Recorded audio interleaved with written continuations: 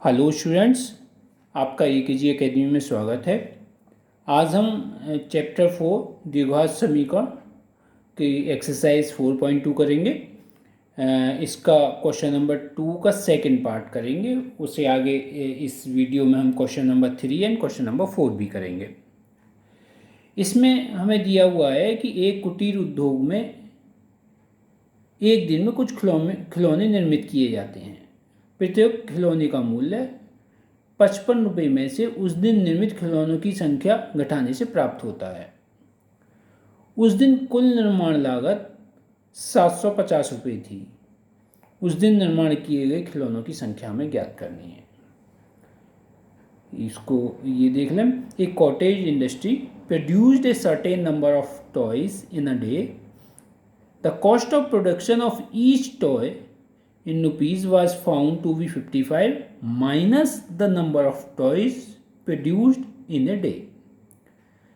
On a particular day, the total cost of production was rupees 750. We would like to find out the number of toys produced on that day. यानी कि एक कुटीर उद्योग में क्या होता है, छोटा सा उद्योग है, इंडस्ट्री है, उसमें खिलौने बनते हैं और खिलौने का मूल्य कितना है कि 55 रुपये में से उस दिन किसी पर्टिकुलर डे जितने खिलौने बनते हैं उनको माइनस कर दें तो खिलौने का मूल्य आ जाता है। अब एक दिन में जितने भी खिलौने बने उनकी निर्माण लागत कितनी आई है, टोटल कॉस्ट कितनी है 750। तो वो कह रहे हैं कि खिलौनों की संख्या ज्ञात कीजिए। तो हम क्या करते हैं, इसको इस तरीके से कर लेते हैं सॉल्यूशन। माना खिलौनों की संख्या बराबर x, हमने x मान लिया, ठीक है।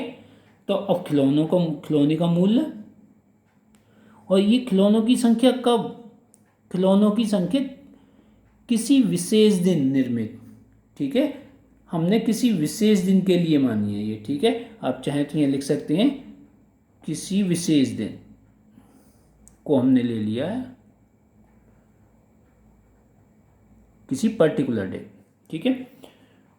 तो अब खिलौने का मूल्य, खिलौने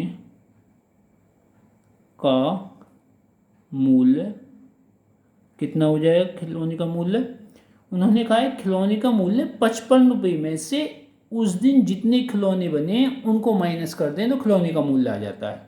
तो यानी कि 55 और उस दिन खिलौने कितने बने x, तो ये खिलौने का मूल्य हो गया, ठीक है। अब किसी पर्टिकुलर डे यानी किसी विशेष दिन, जिस दिन की हम बात कर रहे हैं उस दिन खिलौनों का मूल्य कितना बैठेगा, तो उस विशेष दिन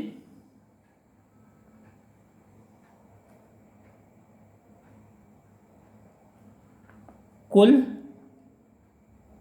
निर्मित खिलौनों का मूल्य, यानी कि खिलौनों की संख्या कितनी x और एक खिलौने का मूल्य 55 माइनस x, ये उस दिन निर्मित कुल खिलौनों का मूल्य हो गया जितने भी बने हैं। इसको आगे थोड़ा सा सिंप्लीफाई कर लेते हैं, 55x माइनस एक्स स्क्वायर, और ये हमें कितना दिया हुआ है, ये हमें दिया हुआ है 750। तो इज इक्वल टू कितना हो गया 750, ये प्रश्नानुसार, ठीक है।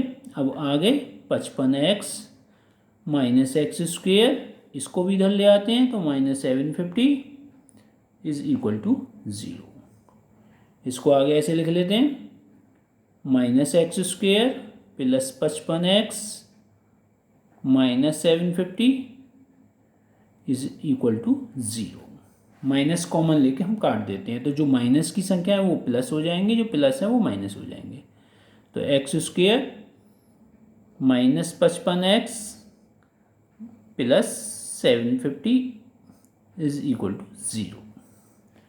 अब ये हमारी क्वाड्रेटिक इक्वेशन आ गई, द्विघात समीकरण। अब इसे हमें हल करना है, एक्स का मान निकालना है। इसको कैसे निकालेंगे, इसको हम मिडिल टर्म स्प्लिटिंग करेंगे, यानी कि बीच के पद को तोड़कर हम इसको हल करेंगे। कैसे करेंगे, अब इसको 55 को तोड़ लेते हैं दो हिस्सों में, एक्स स्क्वेयर माइनस हमने तोड़ लिया इसको 30 एक्स प्लस 25 एक्स।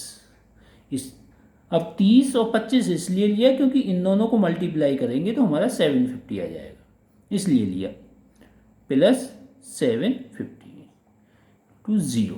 केवल यही 55 के ऐसे टुकड़े हैं जिनको मल्टीप्लाई करने से 750 आता है। 750 क्यों, क्योंकि इसकी और ये मल्टीप्लाई, इसका जो कोएफिशिएंट है, गुणांक है, वो 1 है। ठीक है, तो यानी कि 1 की इसमें मल्टीप्लाई करी 750 आ गया, और इन दोनों की मल्टीप्लाई करेंगे तो वो भी 750 आएगा। अब इसको आगे और थोड़ा सिंप्लीफाई कर लेते हैं, x square minus 30x minus 25x plus 750 is equal to 0। अब इसमें ग्रुपिंग कर लेते हैं, समूह बना लेते हैं, एक समूह ये बन गया, एक समूह ये बन गया। इसमें x कॉमन आ गया, x माइनस 30, इसमें से माइनस 25 कॉमन आ गया, और x माइनस 30 बराबर 0। x माइनस 30 कॉमन, और इधर आ जाएगा x माइनस 25, क्योंकि इधर से x बच गया, इधर से माइनस 25 इज इक्वल टू ये 0। अब इसमें या तो ये 0 होगा या ये 0। इफ़ यदि x minus 30 is equal to 0, तो इसका मतलब क्या हुआ, x इज इक्वल टू 30, और x minus 25 is equal to 0, तो इसका मतलब क्या हो गया, x इज इक्वल टू हो गया 25। यानी कि खिलौनों की संख्या कितनी होगी, खिलौनों की संख्या होगी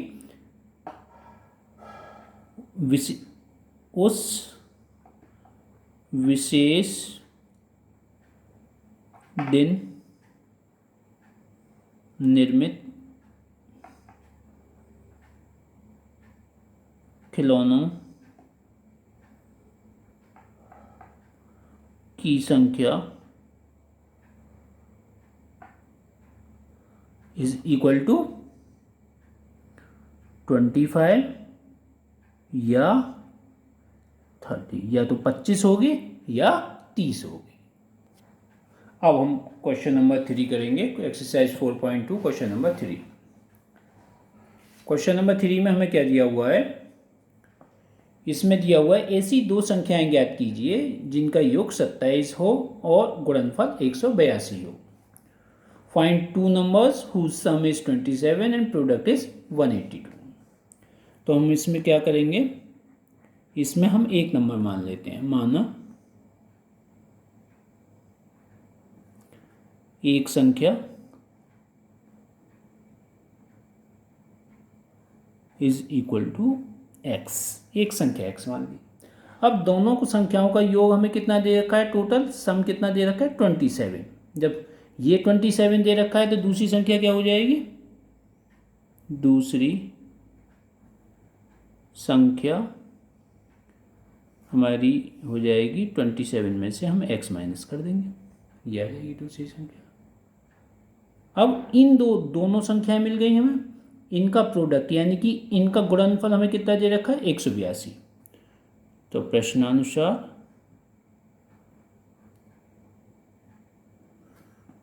x गुणा 27 minus x is equal to कितना दे रखा है 182।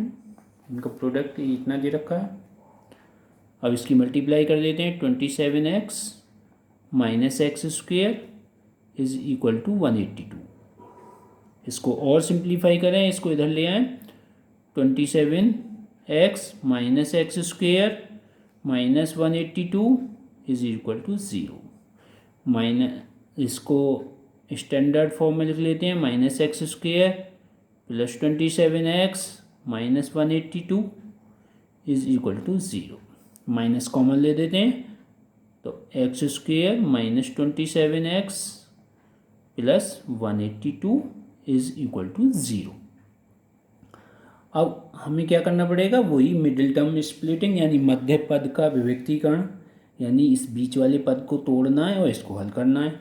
तो बीच वाले पद को हम तोड़ेंगे, कैसे तोड़ेंगे, कि उसकी उन दोनों की गुणा कितनी आनी चाहिए हमारी 182 गुणा 1, यानी इसका गुणांक और इस संख्या की मल्टीप्लाई, इसका गुणांक कितना है 1 और ये संख्या कितनी है हमारी 1, यानी कि 1 गुणा 182 इज इक्वल टू कितना हो गया 182। ठीक है, 27 के ऐसे टुकड़े करने हैं हमें, तो ये हो जाएंगे x square minus 14 x minus plus 13 x plus 182 is equal to 0। 14 और 13 गुणा करेंगे तो हमारा क्या आएगा 182 आएगा। तो एक्स स्क्वेयर माइनस 14 एक्स, इस माइनस के अंदर गुणा कर दी, minus 13 x plus 182 is equal to 0। X common, x minus 14 minus 13 common, x minus 14 is equal to 0।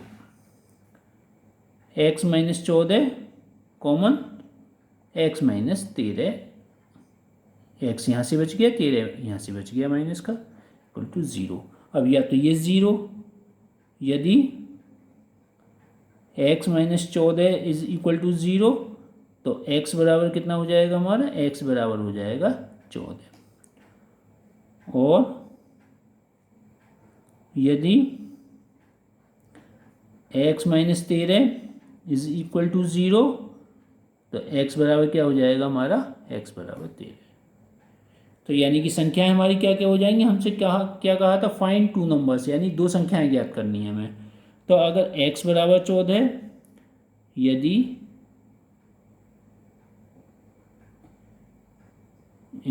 X बराबर 14 यानी कि पहली संख्या, अर्थात पहली संख्या बराबर 14, तब दूसरी संख्या कितनी हो जाएगी हमारी, दूसरी संख्या हो जाएगी 13। और दूसरे केस में अगर x बराबर 13 और यदि x बराबर 13 अर्थात पहली संख्या बराबर 13, तब दूसरी संख्या कितनी हो जाएगी हमारी, दूसरी संख्या हो जाएगी 14, क्योंकि हमारी टोटल कितना है, इनका टोटल 27 है, दोनों का योग 27 है, तो दोनों का योग 27 है। तो इस तरीके से ये हमारी संख्याएं आ जाती हैं। अब हम क्वेश्चन नंबर 4 एक्सरसाइज 4.2 करेंगे। ये क्वेश्चन नंबर 4, ये दो क्रमागत धनात्मक पूर्णांक ज्ञात कीजिए जिनके वर्गों का योग 365 है। तो हमें क्या ज्ञात करना है, हमें धन पूर्णांक ज्ञात करने हैं, ऐसे धन पूर्णांक जिनके वर्गों का योग कितना है 365। Find two consecutive positive integers sum of whose square is 365। तो हम क्या करते हैं, इसमें हम एक मान लेते हैं इनको, ठीक है। माना क्रमागत धन पूर्णांक का मतलब जो क्रम से आए, क्रमागत का मतलब क्रम से आए। जैसे अगर हमारी यहाँ बात कर रहे हैं ये पूर्णांक की, धन पूर्णांक की, धन पूर्णांक की हमने पहले भी बात की थी। जितने भी ये 0, 1, 2, 3, 4 और ये -1, -2, -3, -4, ये जितनी भी संख्या हैं, ये इधर भी आगे भी, ये सारे पूर्णांक हैं। अब धन पूर्णांक की बात कर रहे हैं तो हम इन संख्याओं को लेंगे, इन संख्याओं की बात करें तो ये 1 के बाद 2 यानी क्रम से आ रही है, 2 के बाद 3, 3 के बाद 4 ये क्रम से आ रही है, तो इन्हीं को हम क्रमागत कहते हैं। अगर 1 के बाद अगर 4 आ जाए, 4 के बाद 7 आ जाए, या फिर आ जाए 12 आ जाए, तो वो क्रमागत नहीं होंगी। धन पूर्णांक तो होंगे लेकिन क्रमागत नहीं होंगे। हमें क्रम से लेने हैं, यानी कि कोई दो लेने हैं, या तो 1, 2 ले हो सकते हैं, 2, 3 हो सकते हैं, 3, 4 हो सकते हैं, कोई इस तरीके के क्रम से आने वाले नंबर हो सकते हैं। तो हमने माना क्रमागत धन पूर्णांक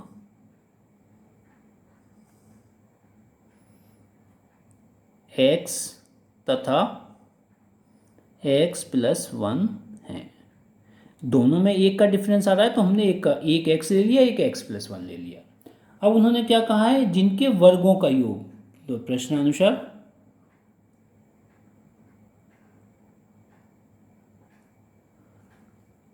वर्गों का योग, वर्ग करें एक्स स्क्वेयर प्लस योग कह रहे हैं यानी प्लस एक्स प्लस 1 का whole square is equal to कितना दे रखा है, 365। 365 ये 365 के बराबर दे रखा है। क्रमागत धन पूर्णांकों के वर्गों का योग, इसका वर्ग किया, इसका वर्ग किया, इनका योग किया, ये 365 के बराबर है। अब इसको आगे हल कर लेते हैं। एक्स स्क्वेयर प्लस इसको ए प्लस बी का होल स्क्वायर की आइडेंटिटी से खोलेंगे, यानी कि एक्स स्क्वेयर प्लस 1 का square plus 2 into x into 1 is equal to 365।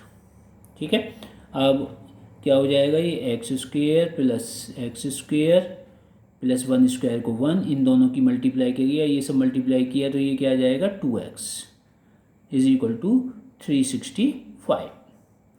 आगे हल करेंगे 2x square plus 2x plus 1, इसको इधर ले आए तो ये 365 इधर माइनस का आ गया बराबर 0। ठीक है, अब ये प्लस का 1 माइनस के 365, तो ये कितना हो जाएगा 2x स्क्वेयर प्लस 2x और माइनस के 364 इज इक्वल टू 0, 364। ठीक है, अब 2 इसमें सब में कॉमन आ रखा है। ठीक है, तो 2 कॉमन ले लेते हैं। 2 कॉमन लिया हमने, एक्स स्क्वेयर प्लस एक्स, और इसमें से 2 कॉमन लेंगे तो ये कितना बच जाएगा 182 इज इक्वल टू 0। 2 को इधर ले जाएंगे, नीचे 0 के नीचे जाएगा तो ये कुल 0 हो जाएगा, तो ये आ जाएगा x square plus x minus 182 is equal to 0।